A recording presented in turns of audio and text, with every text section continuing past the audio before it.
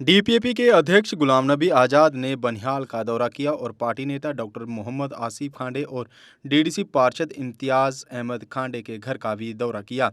उनके साथ पार्टी के कई नेता और कार्यकर्ता मौजूद थे। इस मौके पर मीडिया से बात करते हुए गुलाम नबी आज़ाद ने कहा कि उपराज्यपाल को शक्तियां देना केंद्र सरकार का न समझी भरा फैसला है। उन्होंने कहा कि अगर अगले कुछ महीनों में विधानसभा चुनाव होने हैं और राज्य का दर्जा वापस करना है तो उपराज्यपाल को शक्तियां देने का क्या मतलब है। उन्होंने जम्मू प्रांत में आतंकवाद की घटनाओं पर चिंता जताते हुए कहा कि पाकिस्तान को कश्मीर में आतंकवाद फैलाने के बजाय अपने घरेलू हालात में सुधार करना चाहिए, जहां एक पार्टी चुनाव जीतती है और दूसरी पार्टी सरकार बनाती है। उन्होंने कहा कि पाकिस्तान इस वक्त हर मामले में एक कमजोर देश है। साहब के कांडी बरदरान की ताज़ियत के लिए आए थे कि उनकी वालदा साहिबा इस दुनिया में नहीं रही। मैंने फ़ोन पे बात की, लेकिन मेरी सन स्ट्रोक हो गया था दिल्ली में, उसकी वजह से कुछ दिनों से तबीयत ख़राब थी। तो जब उनकी मौत हुई, वफ़ात हुई, तो मैं नहीं आ पाया। तो इसलिए मैंने कहा कि मैं जब भी श्रीनगर आऊँगा तो एयरपोर्ट से आऊँगा।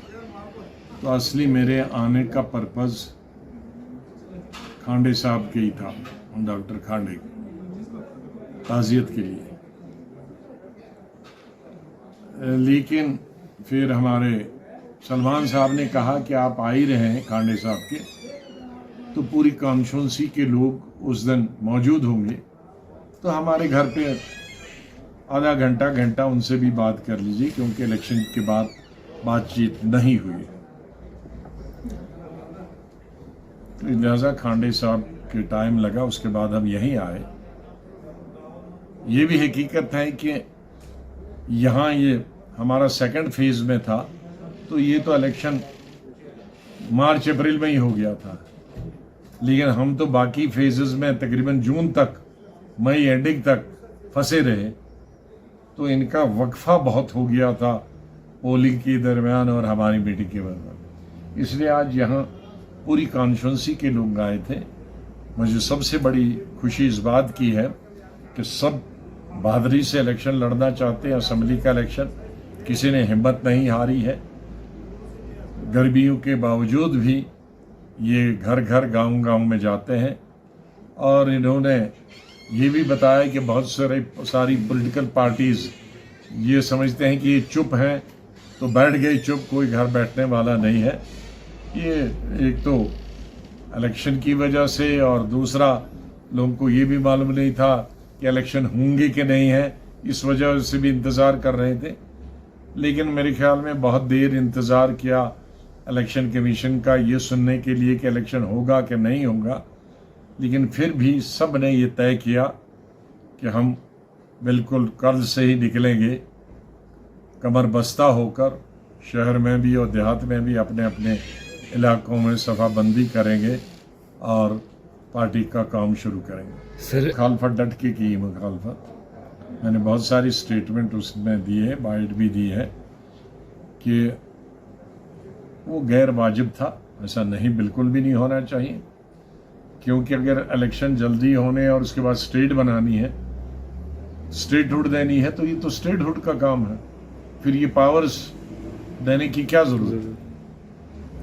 उसके पर गवर्नमेंट ऑफ इंडिया ने फिर तफसील से बयान दिया कि नहीं, जब हमने यूटी बनाई थी तो ये यूटी का ही हिस्सा था, तो उस वक्त हम भूल गए थे ये ऑर्डर पास करना। अब जब 5 साल भूल गए थे तो 2 महीने फिर भूल जाते। तो इसमें कोई जवाजियत नहीं है गवर्नमेंट ऑफ इंडिया की वो पावर्स स्टेट गवर्नमेंट से लेकर और एलजी को देने की। सर, हाल ही दिनों में ये सिर्फ डोडा में नहीं है, पूरे जुमा सुबह जम्मू में, बल्कि अगर देखेंगे तो रजौरी पुंछ में 2 साल से चल रहा है, और अभी 1-2 महीने से, चाहे वो रजौरी पुंछ हो, चाहे वो कठवा हो, सांबा हो, चाहे वो डोडा हो, चिनाब वैली के दूसरे हिस्से हों, उन तमाम जगहों पे होता है। और अभी 1-2 दिन से तो अभी कश्मीर में भी शुरू हो गया, जैसे कल ही हुआ था, और कुछ दिन पहले भी, 1 हफ्ता पहले कुपवाड़ा डिस्ट्रिक्ट में हुआ। तो ये अचानक मिलिटेंसी का गुज़श्ता 2-3 महीनों से होना ये भी एक अजीब बात है, और इससे हमको परेशान होने की भी ज़रूरत है, क्योंकि बड़े अरसे के बाद, कई मुद्दत के बाद, कई सालों के बाद मिलिटेंसी से एक राहत मिली थी पूरी रियासत को, और जिसकी वजह से टूरिज़्म दोबारा बहाल हो गया था। टूरिस्ट अब दूर दराज इलाकों में जाना शुरू हो गए थे। तो इस बढ़ती हुई मिलिटेंसी से हमारा फिर दोबारा नुकसान होगा, इसलिए हमारी सिक्योरिटी फोर्सेस, मेरी जो इतला है तो सिक्योरिटी फोर्सेस कहते हैं कि मिलिटेंट्स एक्टिव नहीं है, हम एक्टिव हैं, क्योंकि जो छुपे हुए थे अब उनको जंगलों से हम निकाल के मार रहे हैं। तो जाहिर है जो छुपे हैं तो वो पोशीदा जगहों पे बहुत अरसे से छुपे हैं, तो फौज जब जाती है तो उन छुपी ही जगह का पता नहीं चलता। लेकिन अगर ये हकीकत है जैसा गवर्नमेंट का कहना है कि हम बिल्कुल जंगल भी, पहले हमने शहर साफ किए, गांव साफ किए, अब हम जंगलात में जहां ये छुपे हैं वहां भी साफ कर रहे हैं मिलिटेंट्स को, तो फिर ये एक खुशामदीद चीज़ है। जाहिर है उसमें कुछ नुकसान होगा फौज का, पुलिस का, आर्मी का, लेकिन अगर उससे ये साफ हो जाती है मिलिटेंसी हमेशा के लिए, क्योंकि मिलिटेंसी का ख़त्म होना हमारी रियासती अवाम के लिए, रियासती फ़रोग के लिए, रियासती टूरिज़्म के लिए, रियासती डेवलपमेंट के लिए और रियासती अवाम के लिए, क्योंकि जो मरे जाते हैं वो भी तो हमारे भाई बच्चों को, बुज़ुर्गों को, बहनों को, बेटियों को मारते हैं, और जितनी मिलिटेंसी रहती है उतनी हमारी बेकारी और बेरोज़गारी बढ़ती है, और बाहर से कोई इंडस्ट्री लगाने के लिए नहीं आता है, फैक्ट्री लगाने के लिए नहीं आता। इसलिए जो कदम सरकार वो उठा रही है मिलिटेंसी को ख़त्म करने के लिए, उसमें तो एक अच्छा कदम है, वो रियासत की बहबूदी के लिए।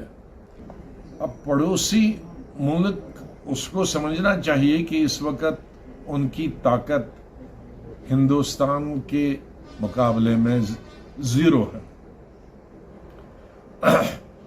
पाकिस्तान जब मजबूत था